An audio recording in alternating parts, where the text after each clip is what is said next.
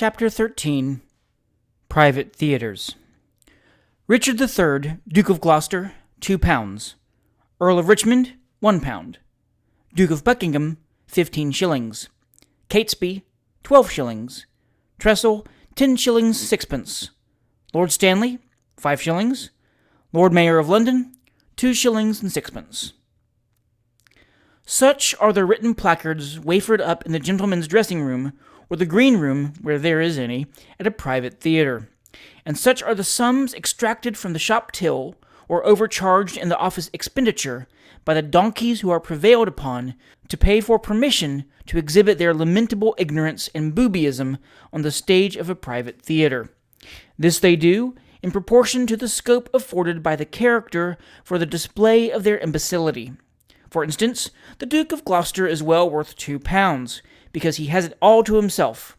He must wear a real sword, and what is better still, he must draw it several times in the course of the piece. The soliloquies alone are well worth 15 shillings. Then there is the stabbing King Henry, decidedly cheap at 3 and 6pence. That's 18 and 6pence. Bullying the coffin bearers, say 18pence, though it's worth much more. That's £1. When the love scene with Lady Anne and the bustle of the fourth act can't be dear at 10 shillings more. That's only £1.10, including the "off with his head," which is sure to bring down the applause, and it is very easy to do. "Off with his head," very quick and loud, then slow and sneeringly, "so much for Buckingham." Lay the emphasis on the uck. Get yourself gradually into a corner, and work with your right hand while you're saying it, as if you were feeling your way, and it's sure to do. The tenth scene is confessedly worth half a sovereign, and so you have the fight in, gratis, and everybody knows what an effect may be produced by a good combat. 1, 2, 3, 4, over, then 1, 2, 3, 4, under, then thrust, then dodge and slide about, then fall down on one knee, then fight upon it, and then get up again and stagger. You may keep on doing this, as long as it seems to take, say, 10 minutes, and then fall down, backwards if you can manage it without hurting yourself, and die game. Nothing like it for producing an effect. They always do it at Astley's and Sadler's Wells, and if they don't know how to do this sort of thing, who in the world does? A small child, or a female in white, increases the interest of a combat materially. Indeed, we are not aware that a regular, legitimate, terrific broadsword combat could be done without. But it would be rather difficult, and somewhat unusual, to introduce this effect in the last scene of Richard III, so the only thing to be done is just to make the best of a bad bargain, and be as long as possible fighting it out.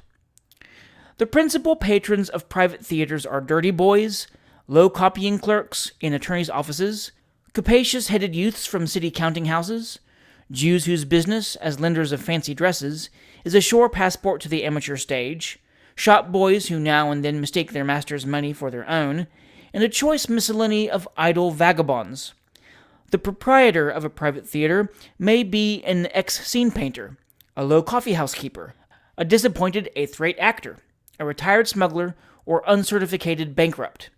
The theatre itself may be in Catherine Street, Strand, the purlieus of the city, the neighbourhood of Gray's Inn Lane, or the vicinity of Sadler's Wells, or it may, perhaps, form the chief nuisance of some shabby street on the Surrey side of the Waterloo Bridge.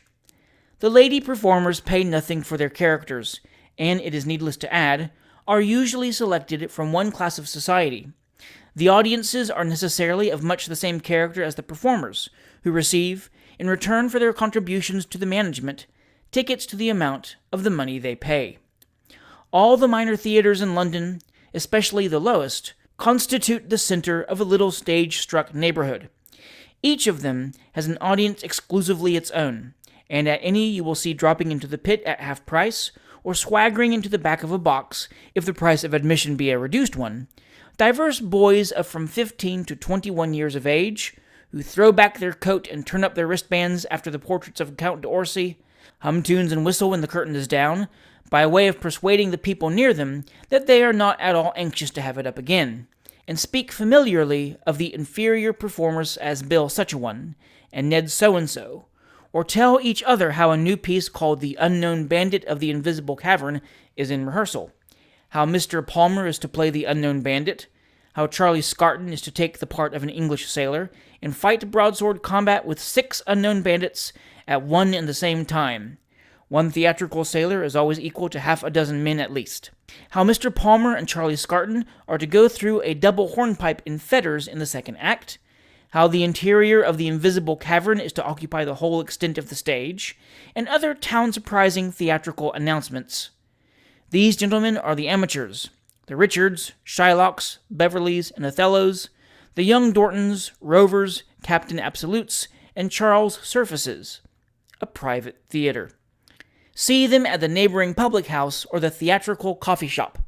They are the kings of the place, supposing no real performers to be present, and roll about, hats on one side and arms akimbo, as if they had actually come into possession of 18 shillings a week, and a share of a ticket night. If one of them does but know an Astley's supernumerary, he is a happy fellow. The mingled air of envy and admiration with which his companions will regard him, as he converses familiarly with some mouldy-looking man in a fancy neckerchief, whose partially corked eyebrows and half-rouged face testify to the fact of his having just left the stage or the circle, sufficiently shows in what high admiration these public characters are held. With the double view of guarding against the discovery of friends or employers, and enhancing the interest of an assumed character by attaching a high-sounding name to its representative, these geniuses assume fictitious names, which are not the least amusing part of the playbill of a private theater. Belleville, Melville, Trelville, Berkeley, Randolph, Byron, St. Clair, and so forth are among the humblest, and the less imposing titles of Jenkins, Walker, Thompson, Barker, Solomons, and etc. are completely laid aside. There is something imposing in this, and it is an excellent apology for shabbiness into the bargain. A shrunken, faded coat, a decayed hat, a patched and soiled pair of trousers, nay, even a very dirty shirt, and none of these appearances are very uncommon among the members of the corps dramatique, may be worn for the purpose of a disguise, and to prevent the remotest chance of recognition. Then it prevents any troublesome inquiries or explanations about employment and pursuits. Everybody is a gentleman at large for the occasion, and there are none of those unpleasant and unnecessary distinctions to which even genius must occasionally succumb elsewhere. As to the ladies, God bless them, they are quite above any formal absurdities. The mere circumstance of your being behind the scenes is a sufficient introduction to their society, for of course they know that none but strictly respectable persons would be admitted into that close fellowship with them which acting engenders. They place implicit reliance on the manager, no doubt, and as to the manager, he is all affability when he knows you well, or, in other words, when he has pocketed your money once, and entertains confident hopes of doing so again. 8:15. There will be a full house tonight. 6 parties in the boxes already. 4 little boys and a woman in the pit, and 2 fiddles and a flute in the orchestra, who have got through 5 overtures since 7 o'clock, the hour fixed for the commencement of the performances, and have just begun the 6th. There will be plenty of it, though, when it does begin, for there is enough in the bill to last 6 hours at least. That gentleman in the white hat and checked shirt, brown coat and brass buttons, lounging behind the stage box on the O.P. side, is Mr. Horatio St. Julian, alias Jim Larkins. His line is genteel comedy, his father's coal and potato. He does Alfred Highflyer in the last piece, and very well he'll do it, at the price.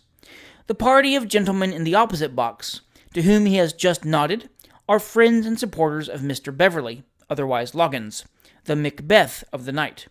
You observe their attempts to appear easy and gentlemanly, each member of the party, with his feet cocked upon the cushion in front of the box.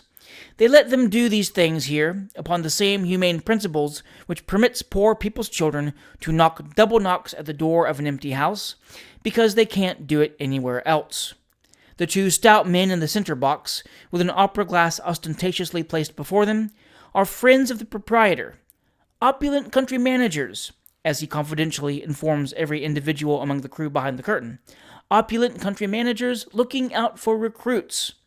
a representation which Mr. Nathan, the dresser, who is in the manager's interest and has just arrived with the costumes, offers to confirm upon oath if required. Corroborative evidence, however, is quite unnecessary, for the Gulls believe it at once.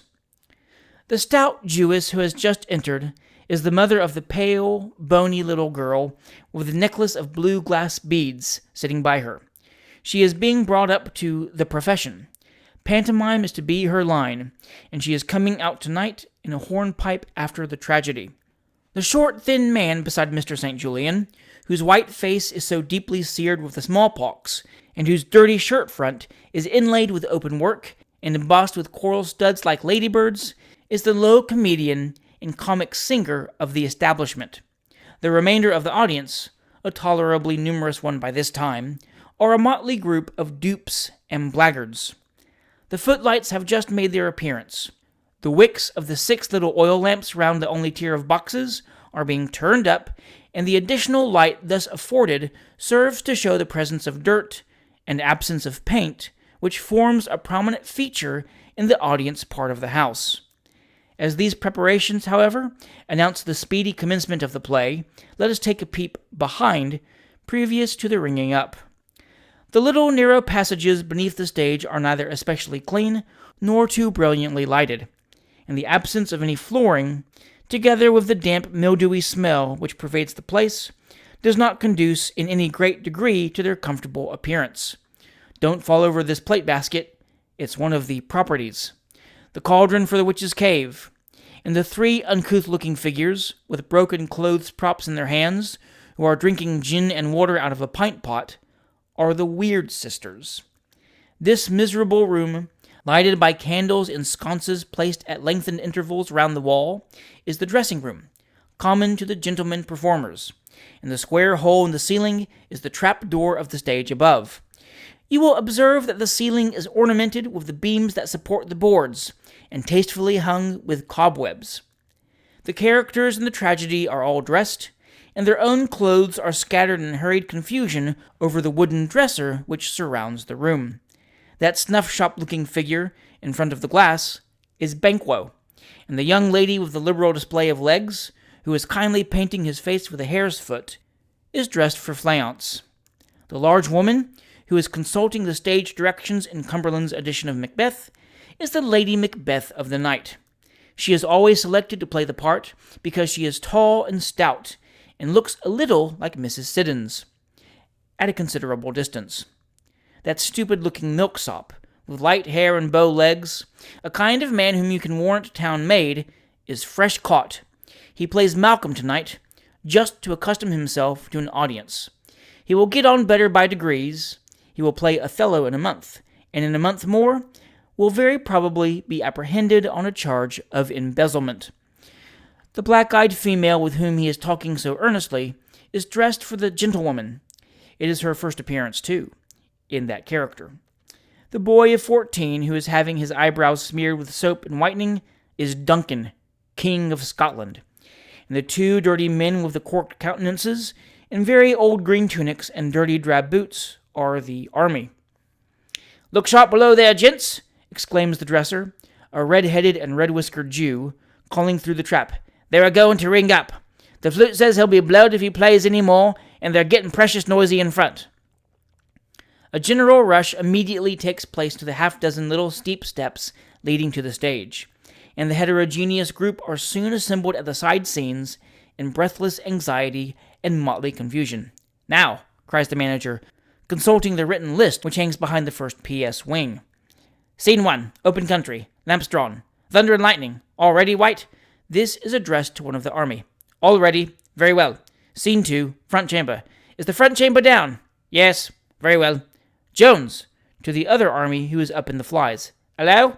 Wind up the open country when we ring up." "I'll take care." Scene 3, back perspective with practical bridge. "Bridge ready, White? Got the trestles there?" "All right." "Very well. Clear the stage," cries the manager, hastily packing every member of the company into the little space there is between the wings and the wall, and one wing and another. "Places, places. Now then, witches, Duncan, Malcolm, bleeding officer. Where's the bleeding officer?" "Yeah," replies the officer, who has been rose-pinking for the character. "Get ready, then. Now, White, ring the second music bell. The actors who are to be discovered are hastily arranged, and the actors who are not to be discovered place themselves, in their anxiety to peep at the house, just where the audience can see them. The bell rings, and the orchestra, in acknowledgment of the call, play 3 distinct chords. The bell rings, the tragedy opens, and our description closes. Chapter 14. Vauxhall Gardens by Day. There was a time when if a man ventured to wonder how Vauxhall Gardens would look by day, he was hailed with a shout of derision at the absurdity of the idea. Vauxhall by daylight, a porter pot without a porter, the House of Commons without the Speaker, a gas lamp without gas. Pooh, nonsense, the thing was not to be thought of. It was rumored, too, in those times, that Vauxhall Gardens by day were the scene of secret and hidden experiments, that there carvers were exercised in the mystic art of cutting a moderate-sized ham into slices thin enough to pave the whole of the grounds, that beneath the shade of the tall trees, studious men were constantly engaged in chemical experiments, with the view of discovering how much water a ball of negus could possibly bear, and that in some retired nooks, appropriated to the study of ornithology, other sage and learned men were, by a process known only to themselves, incessantly employed in reducing fowls to a mere combination of skin and bone. Vague rumors of this kind, together with many others of a similar nature, cast over Vauxhall Gardens an air of deep mystery, and as there is a great deal in the mysterious, there is no doubt that to a good many people, at all events, the pleasure they afforded was not a little enhanced by this very circumstance. Of this class of people we confess to having made one. We loved to wander among these illuminated groves, thinking of the patient and laborious researches which had been carried on there during the day, and witnessing their results in the suppers which were served up beneath the light of lamps and to the sound of music at night. The temples and saloons and cosmoramas and fountains glittered and sparkled before our eyes. The beauty of the lady singers and the elegant deportment of the gentlemen captivated our hearts. A few 100,000 of additional lamps dazzled our senses. A bowl or two of punch bewildered our brains. And we were happy. In an evil hour, the proprietors of Vauxhall Gardens took to opening them by day. We regretted this, as rudely and harshly disturbing that veil of mystery which had hung about the property for many years, and which none but the noonday sun and the late Mr. Simpson had ever penetrated. We shrunk from going. At this moment we scarcely know why. Perhaps a morbid consciousness of approaching disappointment. Perhaps a fatal presentiment. Perhaps the weather. Whatever it was, we did not go until the second or third announcement of a race between 2 balloons tempted us, and we went. We paid our shilling at the gate, and then we saw for the first time that the entrance, if there had been any magic about it at all, was now decidedly disenchanted, being, in fact, nothing more nor less than a combination of very roughly painted boards and sawdust. We glanced at the orchestra and supper room as we hurried past. We just recognized them, and that was all. We bent our steps to the firework ground. There, at least, we should not be disappointed. We reached it, and stood rooted to the spot with mortification and astonishment.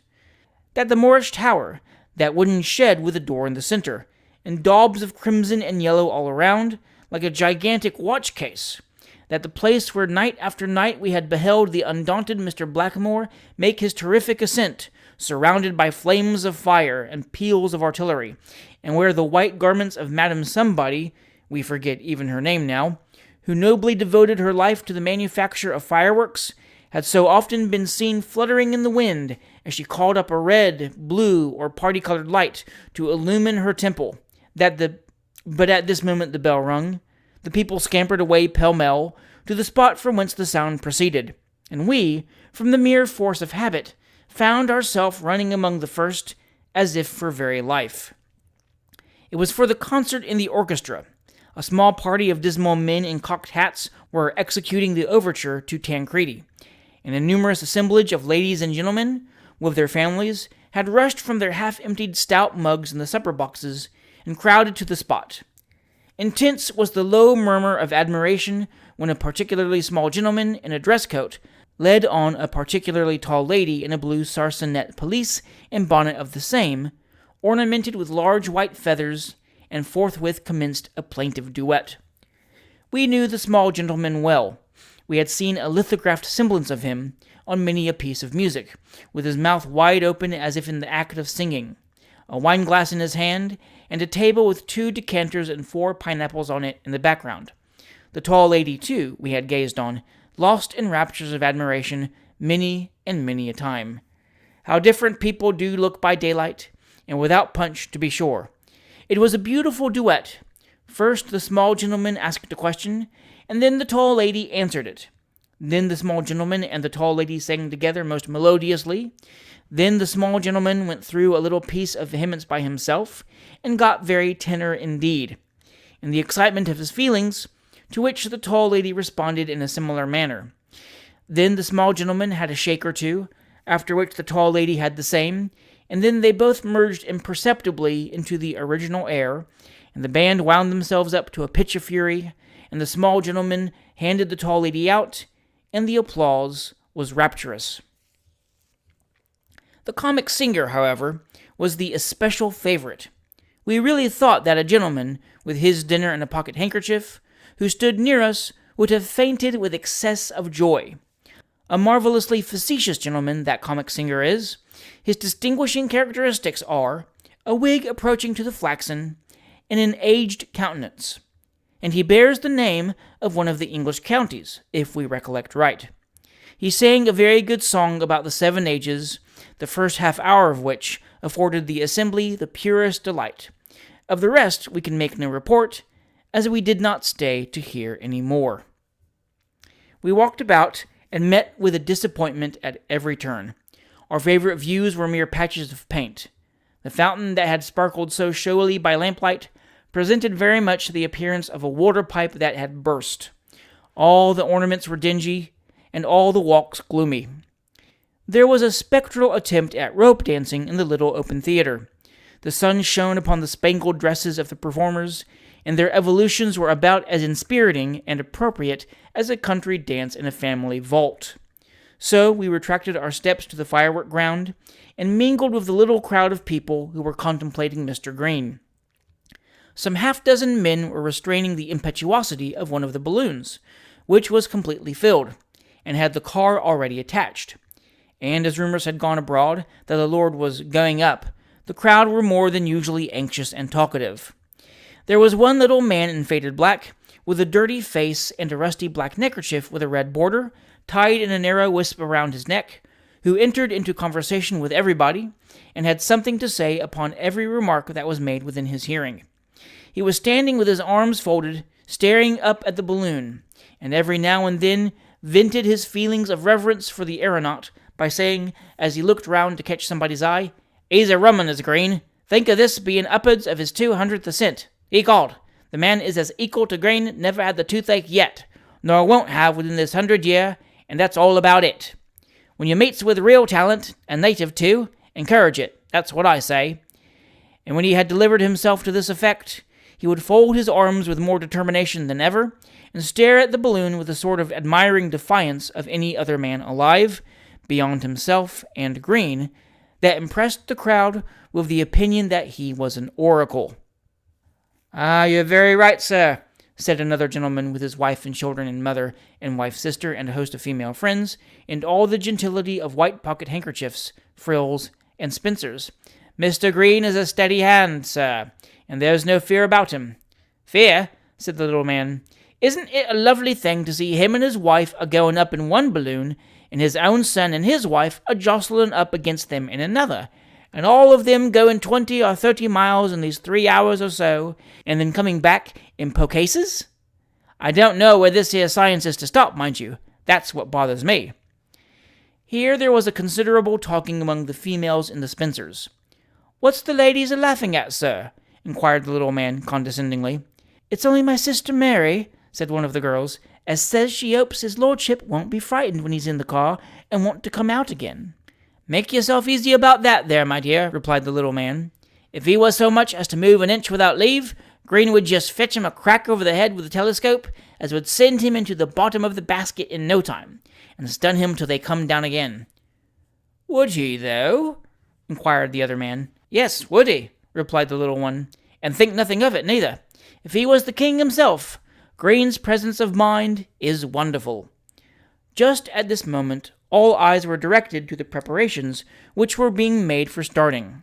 The car was attached to the second balloon, the two were brought pretty close together, and a military band commenced playing, with a zeal and fervor which would render the most timid man in existence but too happy to accept any means of quitting that particular spot of earth on which they were stationed. Then Mr. Green, Sr., and his noble companion entered one car, and Mr. Green, Jr., and his companion the other. And then the balloons went up, and the aerial travelers stood up, and the crowd outside roared with delight, and the two gentlemen, who had never ascended before, tried to wave their flags as if they were not nervous, but held on very fast all the while.